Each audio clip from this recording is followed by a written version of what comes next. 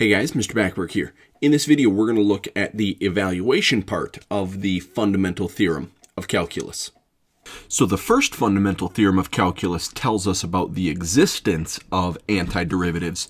The second part of the fundamental theorem shows us how we're going to evaluate definite integrals directly from those antiderivatives.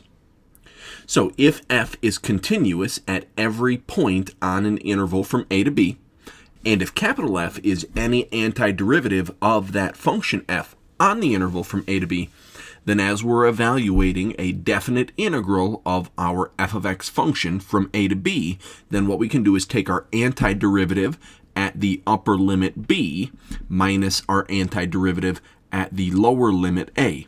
Now this is also sometimes called the integral evaluation theorem, since that's what we're doing. We're evaluating an integral. Now this seemingly simple equation is actually really powerful. It says that any definite integral of a continuous function can be calculated without needing to find any limits, without needing to find any Riemann sums, and really the only effort that we have to put into it is figuring out what the antiderivative of our f function really is. We've seen how tedious it can be to go through and make all of those Riemann sum rectangles to try to approximate the area underneath a curve. This makes finding that area so much easier as long as we can figure out what the antiderivative of our f function is. Then all we have to do is take that antiderivative, plug in the upper limit, plug in the lower limit, and subtract them. Now just real quick notationally, as we're looking at evaluating this integral, so doing this capital F of b minus capital F of a, you might see it written one of these two different ways, where it's this capital F of x from a to b. That means just do capital F of b minus capital F of a, or you might also see it written this way, where it's kind of like brackets around that antiderivative function.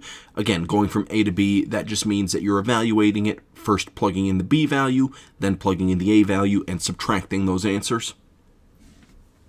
So here in this example, we're going to be evaluating an integral. So we are going to take the integral of x cubed plus 1 dx from -1 to 3, and we're going to evaluate this using an antiderivative. So the first thing we need to do is figure out what our antiderivative capital F of x function is.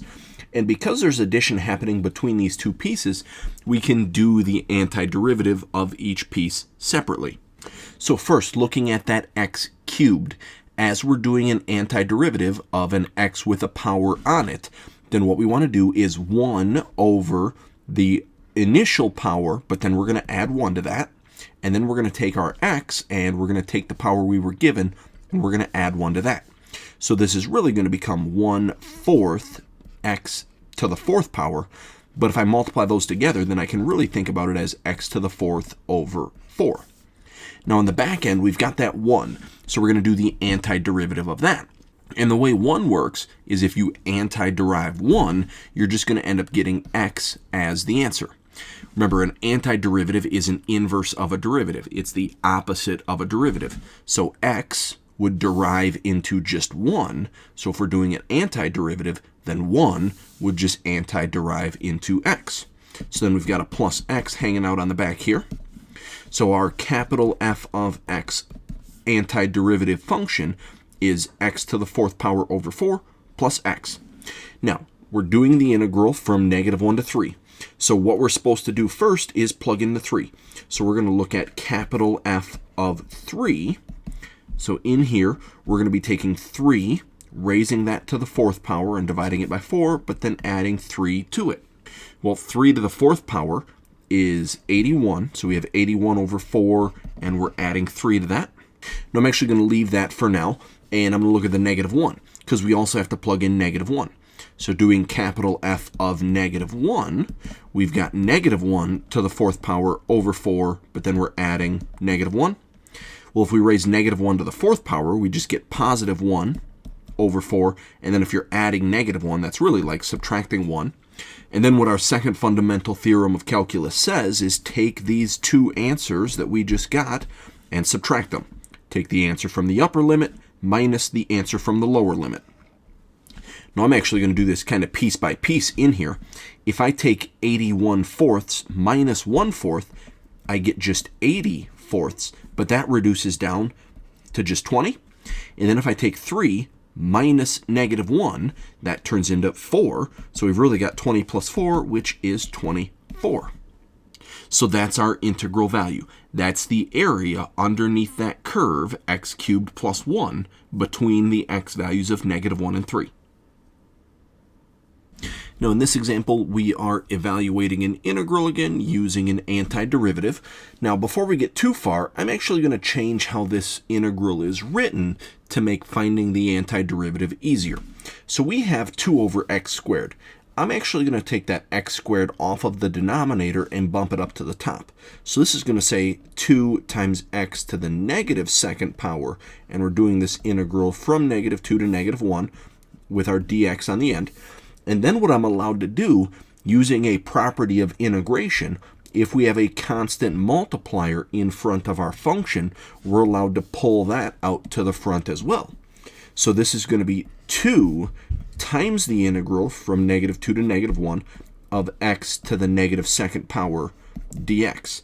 And now we're going to work on finding our antiderivative function.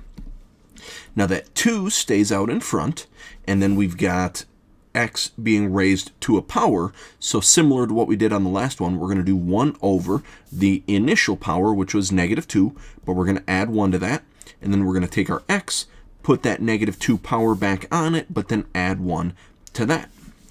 Well, here in this fraction, -2 plus 1 is -1, and then 1 divided by -1 is just -1. And then we have x. This -2 plus 1, we get x to the -1st power, but we still have that 2 hanging out in front. So if I take that 2 times the -1, then we've really got -2x to the -1st power. With that x to the -1st power, I'm allowed to drop that down to the bottom of a fraction. So we've really got -2 over x as our antiderivative function. Now we're going to evaluate this function at our upper limits and at our lower limits. So first I'm going to do that upper limit of -1. So taking capital F of -1, we've got -2 over -1, which just turns into +2. Then I want to evaluate the lower limit. So this will be f of -2. So we've got -2 over -2, which is +1. And then we take our upper limit answer minus our lower limit answer. So 2 minus 1, we get an answer of just 1. One more example in here. So we're looking at evaluating the integral from 0 to pi of 1 plus the cosine of x dx. Now, because there's addition happening in here, I'm allowed to antiderive each one of them individually. So as we're looking at our capital F of x antiderivative, if I look at that 1 first, 1 antiderives just into x plus, now if I look at that cosine, the antiderivative of a cosine of x is the sine of x. So this is our antiderivative function. But now first I'm going to plug in that upper limit. So this will say pi plus the sine of pi. Now the sine of pi is just 0, so pi plus 0 is just pi. Now I also need to evaluate the lower limit. So this is 0 plus the sine of 0. The sine of 0 is 0, so we get 0 plus 0, which is just 0. And then we subtract these, the upper limit answer minus the lower limit answer. So pi minus 0, we get an answer of just pi. That's going to be it for this video. Thanks for watching.